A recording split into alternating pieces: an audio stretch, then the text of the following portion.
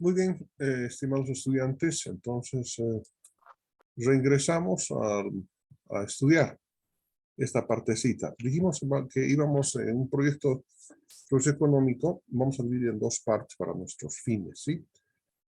No existe una metodología muy concreta en esa parte del estudio socioeconómico, eh, pero nosotros, o a través de la experiencia, si me permite dividir en dos partes. La primera parte es el estudio de las potencialidades que tiene la región donde vamos a, para el que vamos a elaborar el proyecto, ¿sí? Porque tiene que haber una región geográfica. No podemos hacer proyectos, o sea, para la nada, tiene que ubicarse un lugar, ¿sí? Y tiene que analizarse en ese lugar las condiciones de salud, de educación y sobre todo las potencialidades. Las condiciones de salud, de educación, Producto Interno Bruto de una región, la vamos a dejar para la segunda parte, para utilizar el método de Al Hack, que es el creador del método del índice de desarrollo humano, que se utiliza hoy por la cooperación internacional y además específicamente por Naciones Unidas para determinar cuán desarrollado está una determinada región geográfica, un país o un estado.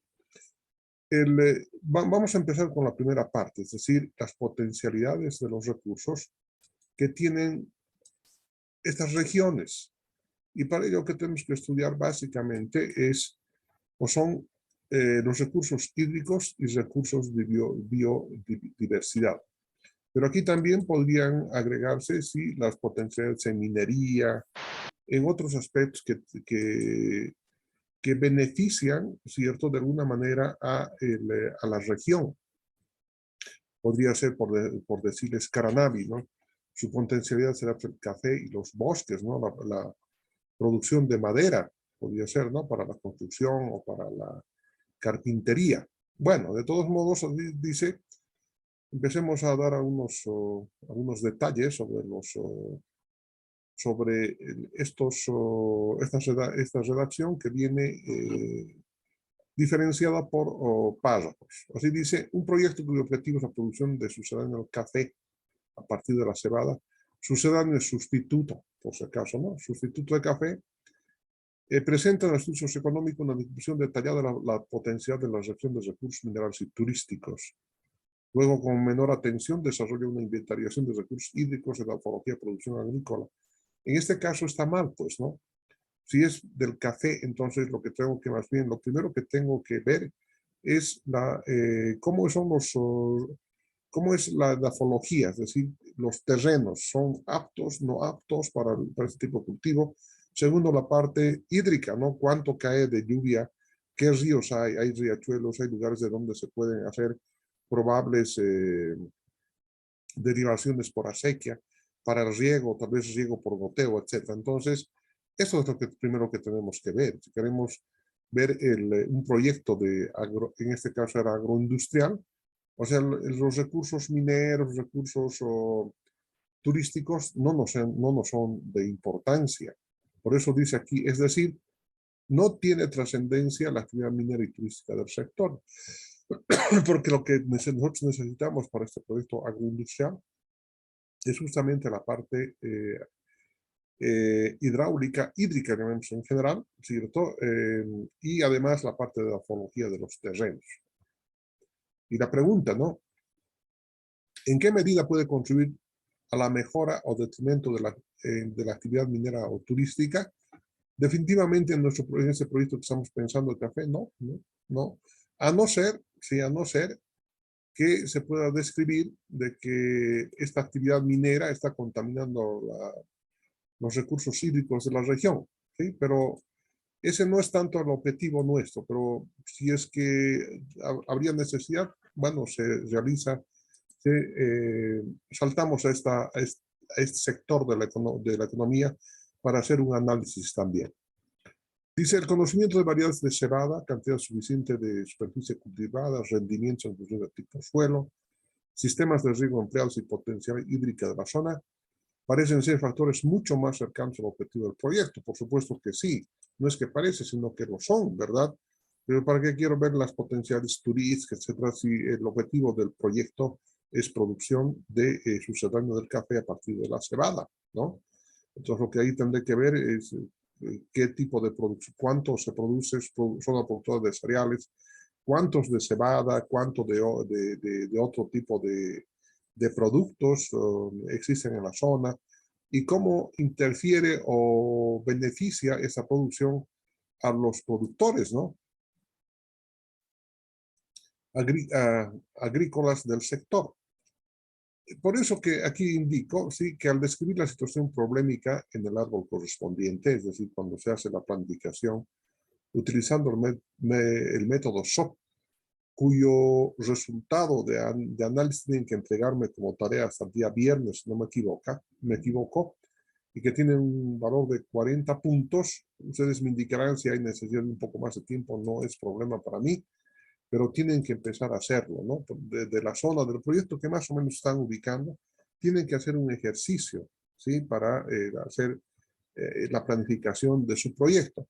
Aunque después esa planificación con la realidad, con el proyecto mismo, puede sufrir variaciones, pero ya está, ¿no? Por lo menos ya está el esqueleto mal hecho, deformado, etcétera, pero como consecuencia de mayor información que obtengamos, vamos a ir modificando esa planificación del proyecto que tienen que hacer. Tiene 40 puntos de valor para el primer parcial. No se dejen, por favor, estar.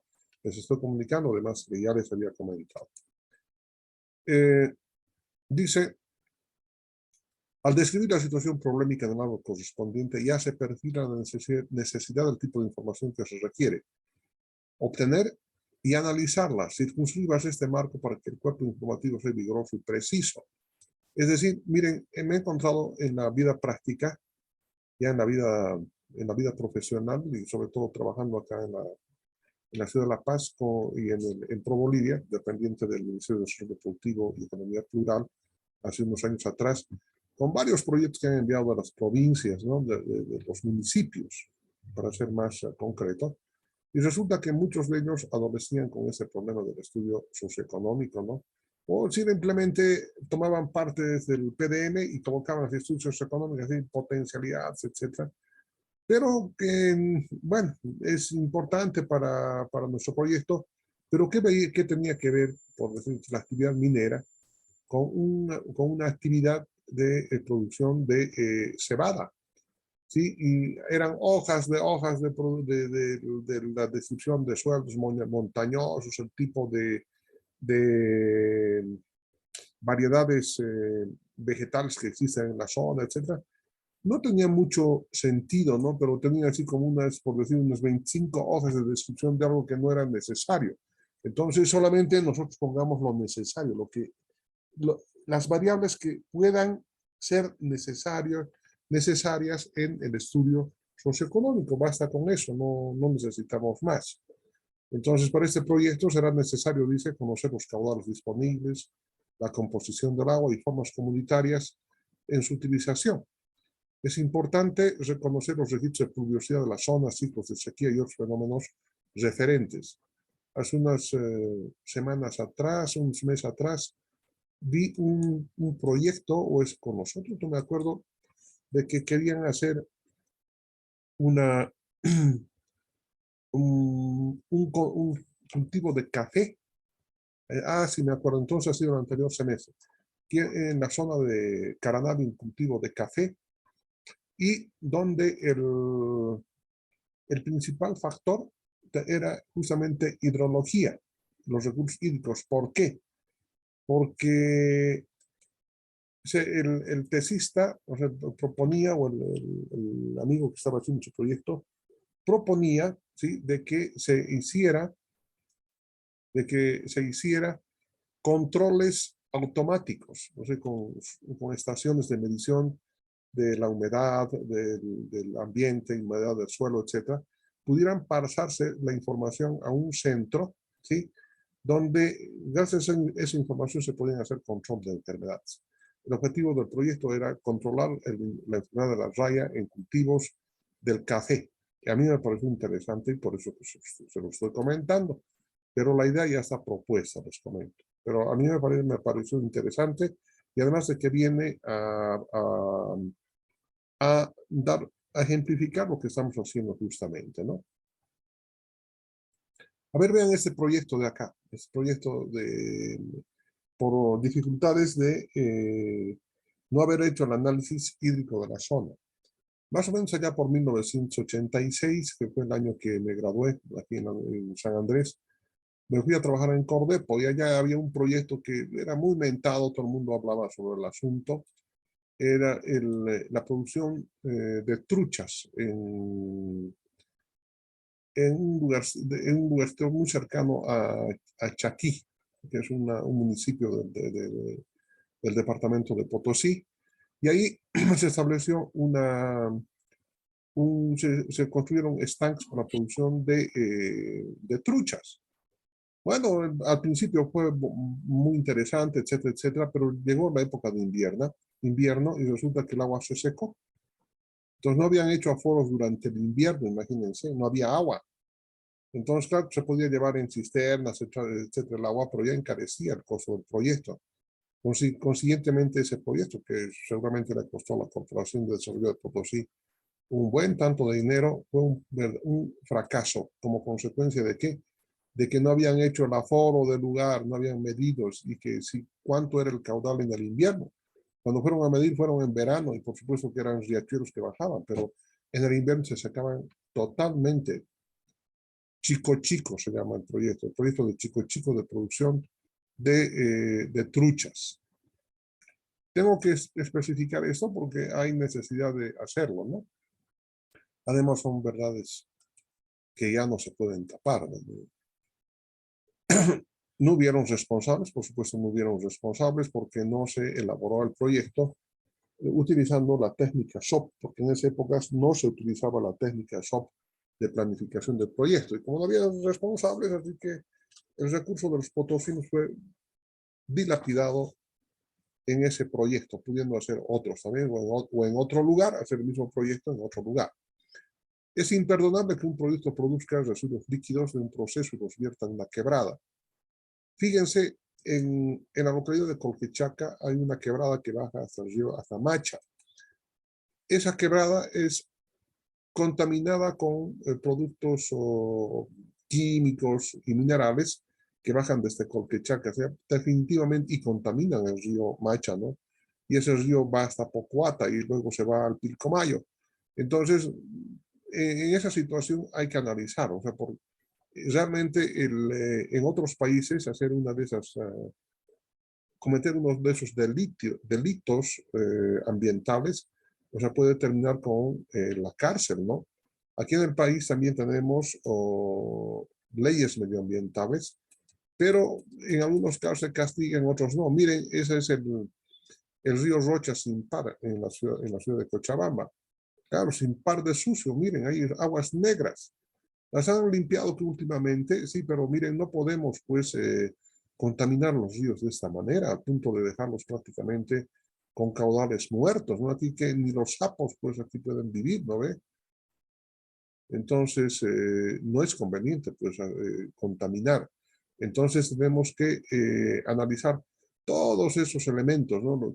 Sobre todo en cuanto a los recursos hídricos. No podemos, fíjense, así fue se hizo una electrificación en el departamento Potosí a la población de Turuchipa, con línea trifásica. Y en el medio hay una mina de oro, ¿sí? Y esa mina de oro se requería la energía eléctrica y tal vez solamente el hecho de vender energía eléctrica a la mina de oro, o sea, ya era suficiente para poder pensar en utilidades financieras y en el retorno del proyecto en el menor tiempo posible.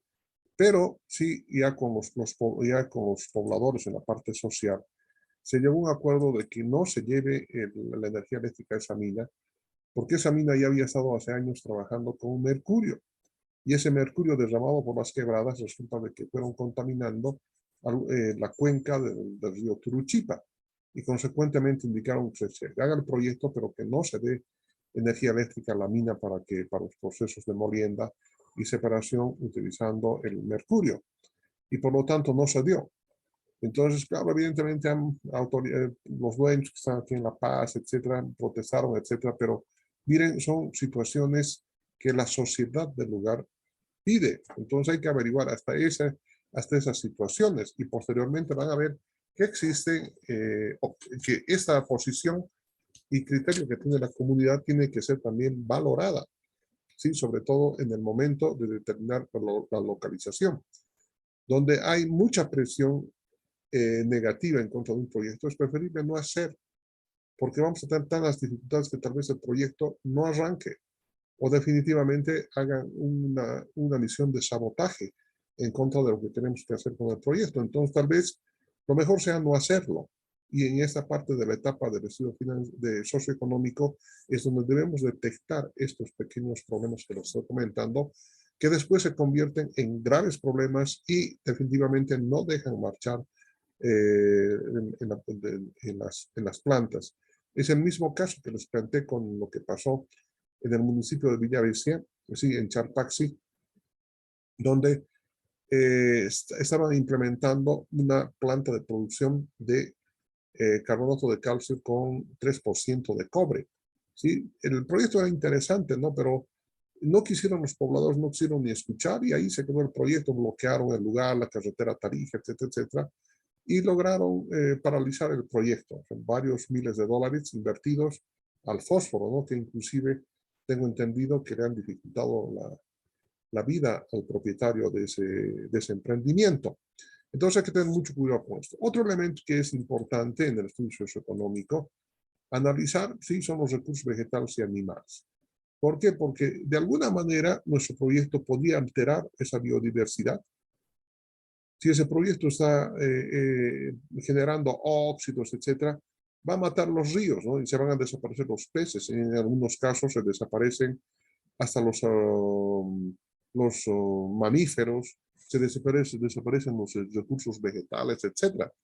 Un ejemplo de esto que quiero comentarles es cuando cuando el gobierno del Irán, a través de Mahmoud, ¿cómo apellidaba?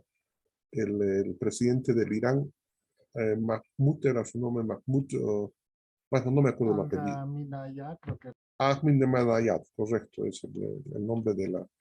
Regalaron dos plantas a Bolivia de producción de leche. La primera de ellas fue instalada en el municipio de Chayapata y el segundo aquí en el municipio de Achacachi, ¿cierto? Y se empezaron con las plantas. Pero resulta que me acuerdo bien del nombre de la tesista Neida, que no me acuerdo Neida Flores, sí, tal vez la conozco, ingeniera de producción, y la señorita fue a trabajar allá a la planta de Chacache, la planta de leche, y detectó de que del suero eliminado del producto de elaboración de quesos se botaba a una acequia. Y esa sequía, con el transcurso del tiempo, fue generando el DBO, es decir, la demanda de oxígeno, y fue matando las plantas, ¿no? Y empezó a entrar ese flujo a los torrentes, y la señorita Neida Flores propuso en su momento, y creo que fue a trabajar allá, si no me equivoco, la instalación de un equipo para la producción de algo así como el peel fruit, es decir, del suero de la leche, hacer los procesos necesarios para convertirlos en peel fruit, ese juguito altamente proteínico, etcétera, y de esa manera dejaron de contaminar. Entonces, hay que tener en cuenta esos pequeños detalles, ¿no? El exceso de DBO elimina la vida vegetal y la vida acuática. Entonces, ese es un pequeño problema que les estoy comentando, ¿sí? Como esto hay un montón, pero ejemplifico algunos nada más. A ver, tampoco se puede alterar el curso de un caudal de agua.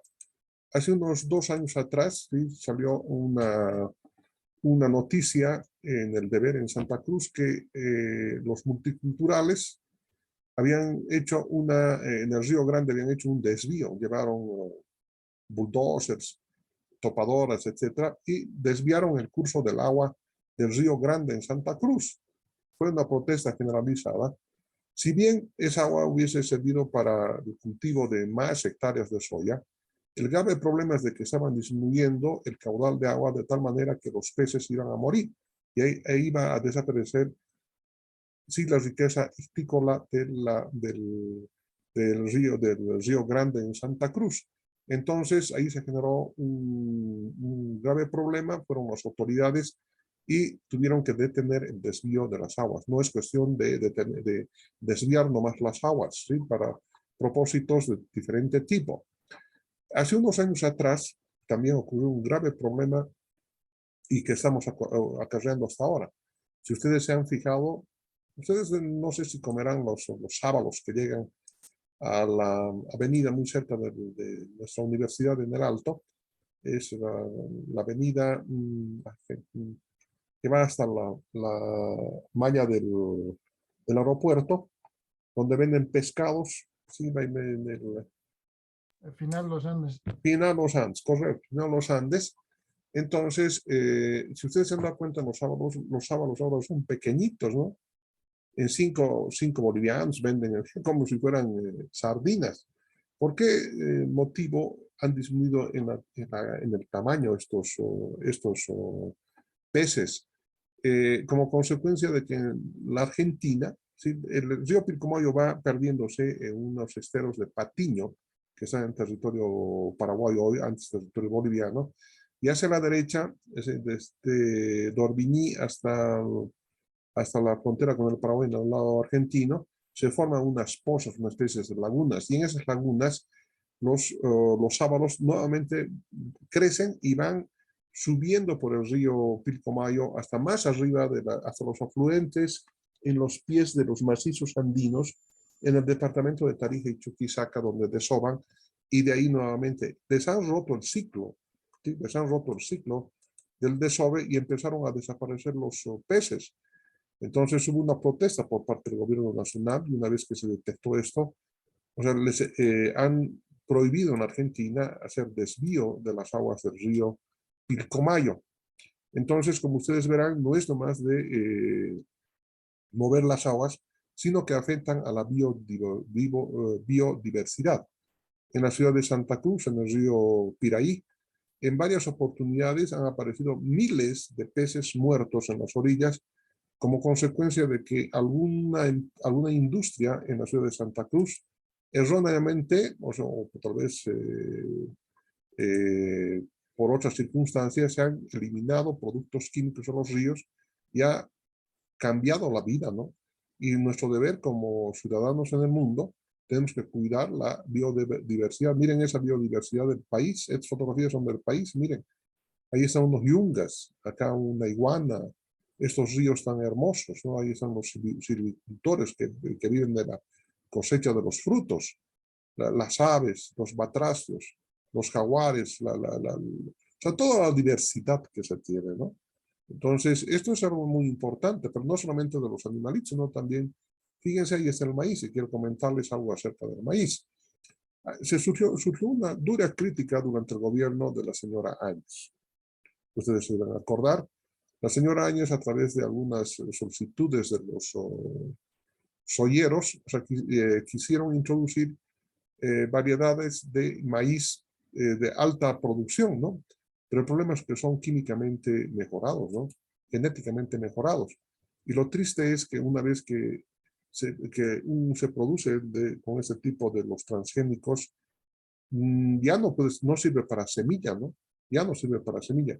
Entonces nos volvemos dependientes de las semillas de las grandes corporaciones productoras de este tipo. Entonces, evidentemente dan mazorcas más grandes, dan 3 mazorcas por planta, la producción se eleva, pero es genéticamente modificado y ya no podemos utilizar como semilla. Entonces, hubo una gran oposición por parte de los sectores campesinos y las pretensiones que tenían algunos ministros y autoridades de ese gobierno tuvieron que levantar las manos frente a la presión. Estos problemas han ocurrido serios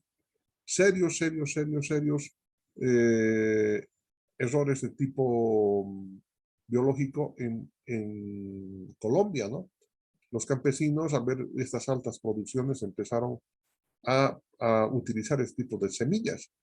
Claro, seguramente el primer año, el segundo año les colaboró el gobierno, pero a partir del tercer año dicen, bueno, ahora ustedes con las utilidades de la venta de sus maíces, cómprense semilla de empresas como la DuPont y otras, ¿no?, que producen ese tipo.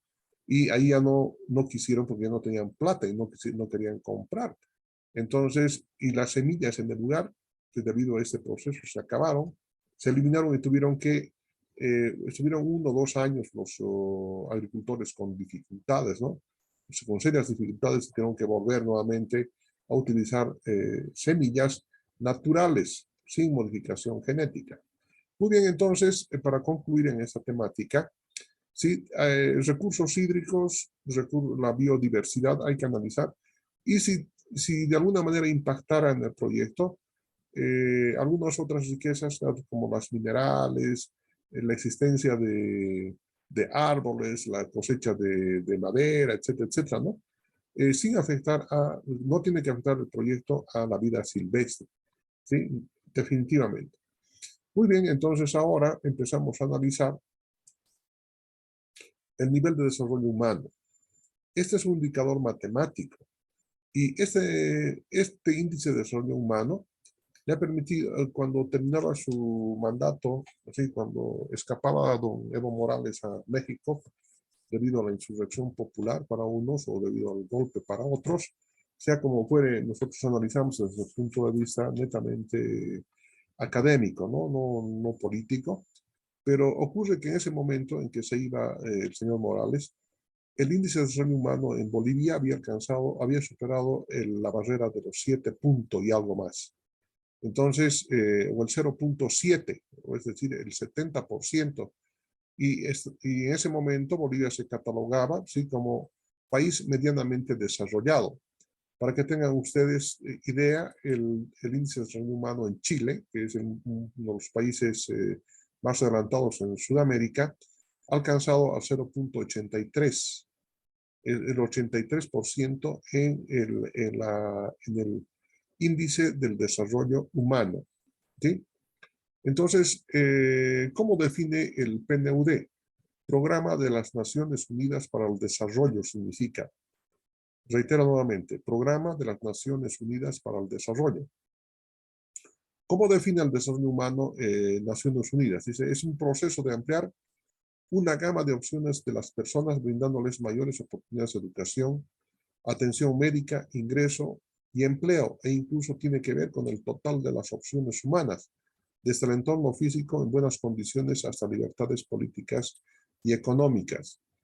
Entonces, un país, ¿sí?, una sociedad va a ser mucho más rica, es decir, va a tener mayores ingresos cuando más diversificada esté la economía, ¿no? Cuando mejoren las oportunidades de educación, para que no tengamos los índices tan bajos, para que todos los niños puedan estudiar, para que toda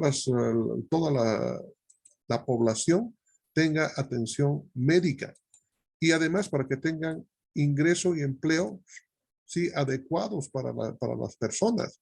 Eso es lo que nos diferencia con el resto de los países, y ustedes se han dado cuenta, por eso nuestra economía dice en vías de desarrollo. Este es el indicador, esto es lo que tenemos que analizar, y lo vamos a ver a continuación. Ahí tienen ustedes una fotografía de nuestra ancestral forma de podernos reunir y poder tomar decisiones para el desarrollo de las comunidades.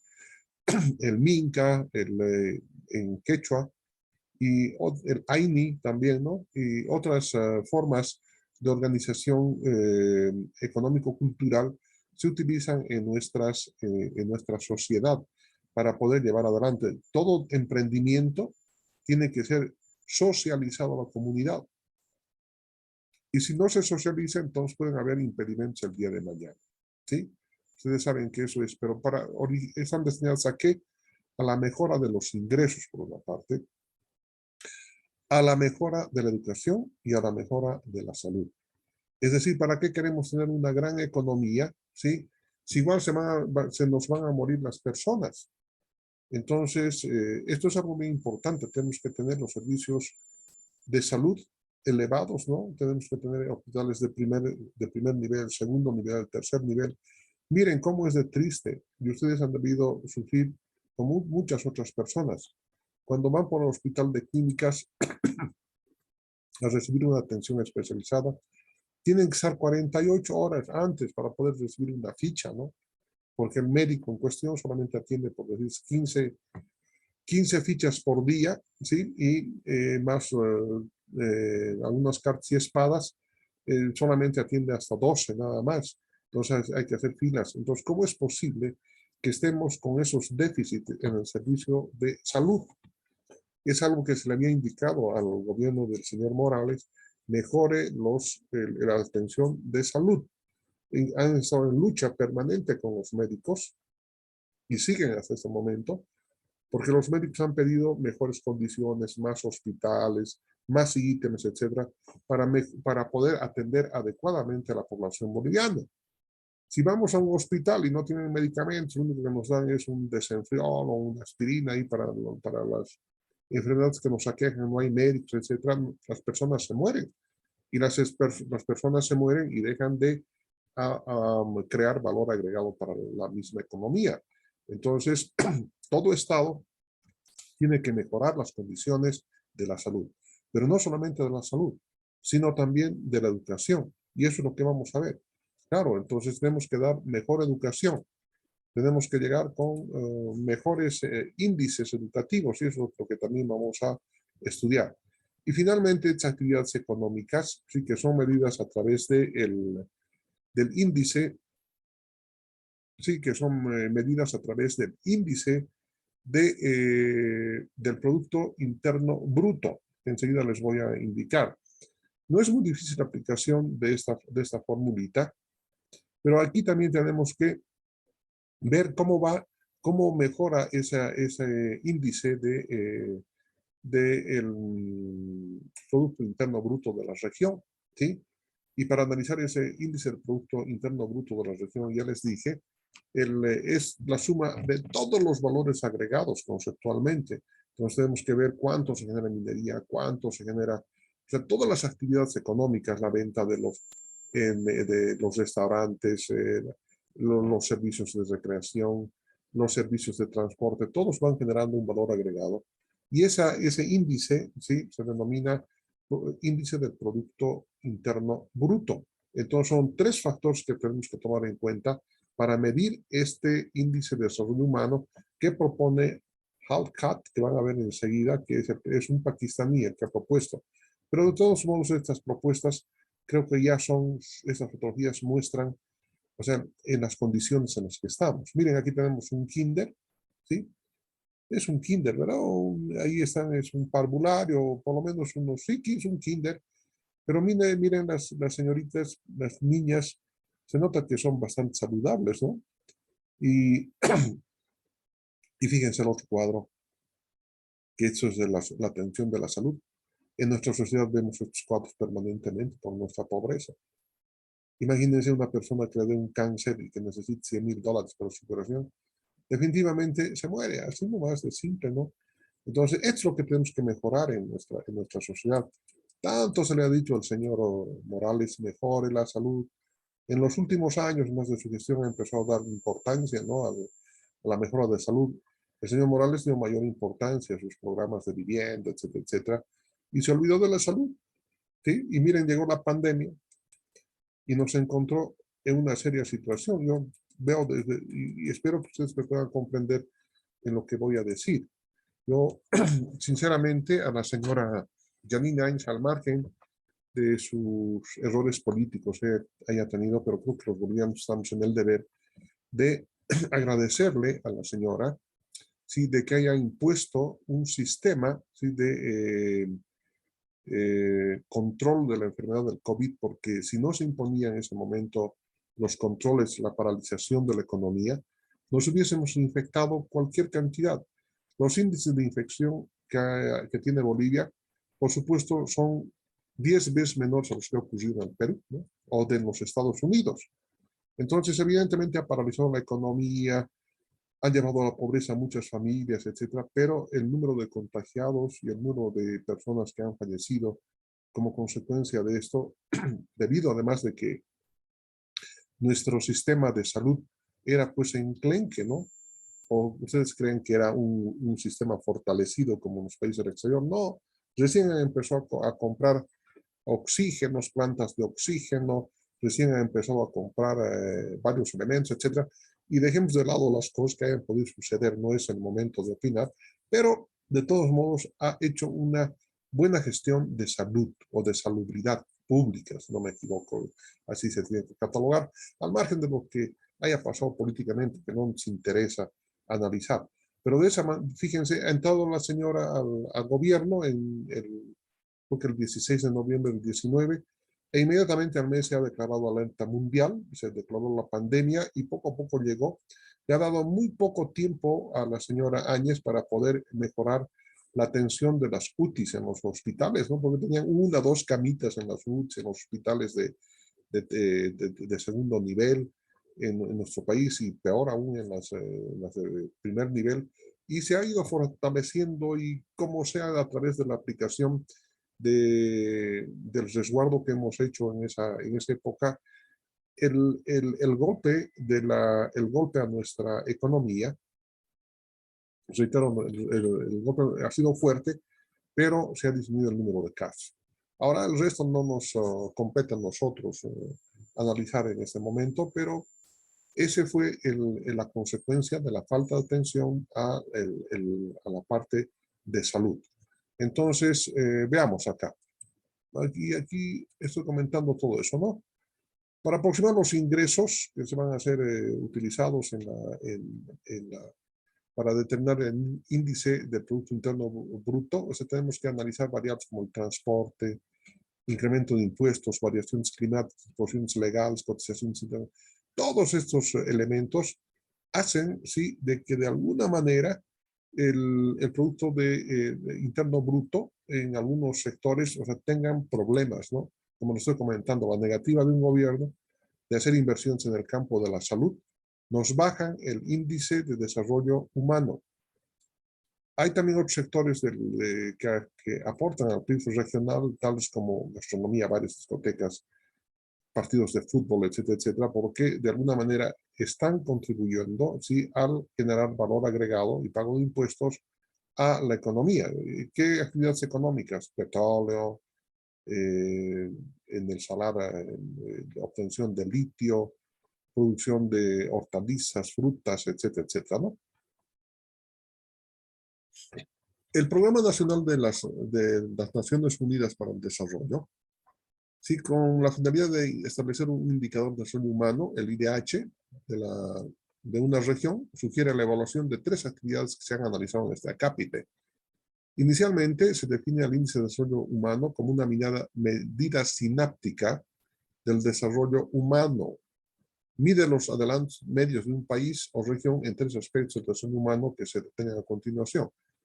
¿Pero qué es una medida sináptica? A ver, investiguen por favor. Sináptico, ¿sí? Sí, seguimos entonces. ¿Cuáles son esos 3 indicadores para determinar el índice de desarrollo humano que propuso el señor Mahmoud ul Haq? Ahí está, es de origen pakistaní. El señor que tienen ustedes en la fotografía, que desafortunadamente ha muerto hace unos años atrás, es el que indicó, tenemos que medir 3 niveles. El nivel de salud, el nivel de instrucción y el ingreso en una economía. Estos son los factores que nos van a determinar el índice de salud humano que sirven para poder catalogar un país. ¿Qué es el nivel de salud? Comprendida como una vida larga y saludable, medida por la esperanza de vida al nacer. Miren cómo son las cosas en esa parte. Ustedes saben, ¿sí?, que la esperanza de vida en la época de los romanos, si no me equivoco, era de 28 años